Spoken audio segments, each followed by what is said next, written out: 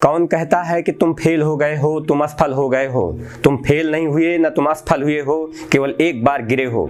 एक बार गिरे हो या 2 बार गिरे हो, कोई फर्क नहीं पड़ता है। तुम उसी प्रकार गिरे हो जिस प्रकार एक बच्चा गिरता है। लेकिन जब बच्चा गिरता है तो बच्चे को गिरने के बाद उसको उठाने वाले होते हैं, कहने वाले होते हैं। लेकिन संसार में, जीवन रूपी संसार में तुम्हारे पास कोई नहीं है जो तुमको कहेगा कि उठो।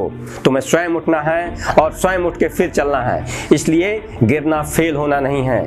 ईश्वर ने तुमको 3 ऐसी अनमोल चीजें दिया है जिससे तुम अपने जीवन को बहुत ही अच्छा बना सकते हो।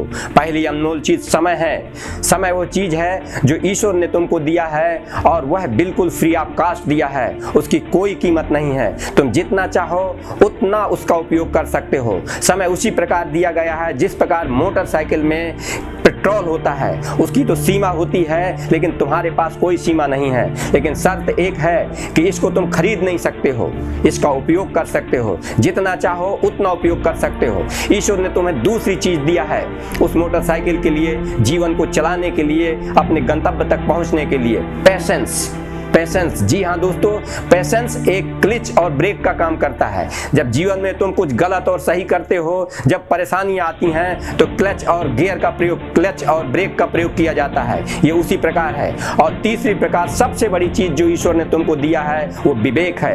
विवेक के द्वारा करो कि तुम्हें कहाँ रुकना है, कहाँ चलना है, किसका उत्तर देना है, किसका उत्तर नहीं देना है। इसलिए विवेक का प्रयोग करो। ये जीवन उस मोटरसाइकिल के समान है। उस मोटरसाइकिल को चलाने के लिए तुमको जीवन में 3 चीजें मिली हैं। समय मिला है, पेशेंस मिला है और आपका वर्च्यू मिला है, या इंटेलेक्चुअल मिला है, या नॉलेज मिला है। जो कुछ भी तुम उसका नाम दो। इसलिए इसका प्रयोग करो। लोगों को कहने में मत आओ, अपना माइंडसेट तोड़ो। आज आपने देखा कि एक फैशन में चलने वाली लड़की IAS में 96 पोजीशन को प्राप्त किया है। जी हाँ दोस्तों, उसका नाम है ऐश्वर्या शिवरान। वो, उसकी माँ ने उसका नाम ऐश्वर्या के पर रखा था कि मेरी लड़की एक दिन विश्व सुंदरी बनेगी। और वो विश्व सुंदरी के बहुत मुकाम तक पहुंची ही। वो रनर अप रही।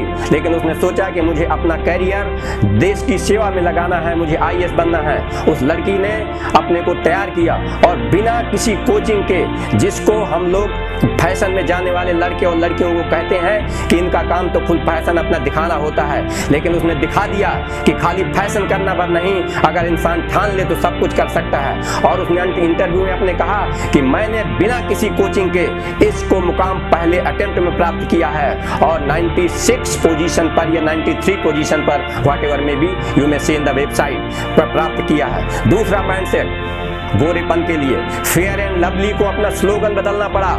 ये कहना पड़ा कि ये उसमें लिखा होता था कि गोरापन बढ़ाने के लिए क्रीम। लेकिन विश्व में जब ये रहा कि आखिर गोरा कौन है, क्या काला व्यक्ति सुंदर नहीं हो सकता है? सुंदर क्या चेहरे की होती है? सुंदर क्या काला नहीं होता है? क्या गोरा, जिसे हम गोरापन कहते हैं, वही सुंदर होता है? बाद में इतनी बहुराष्ट्रीय कंपनियों को झुकना पड़ा और ये कहना पड़ा कि बिल्कुल सही कहते हैं, सुंदरता बाहर की नहीं, सुंदरता आपके अंदर की होती है। इसलिए दोस्तों, अपना माइंडसेट बदलिए। अगर गिरे हैं तो गिरने को आप उसको फेल ना समझिए और अपने जीवन में लग जाइए। जरूर आपको लक्ष्य मिलेगा।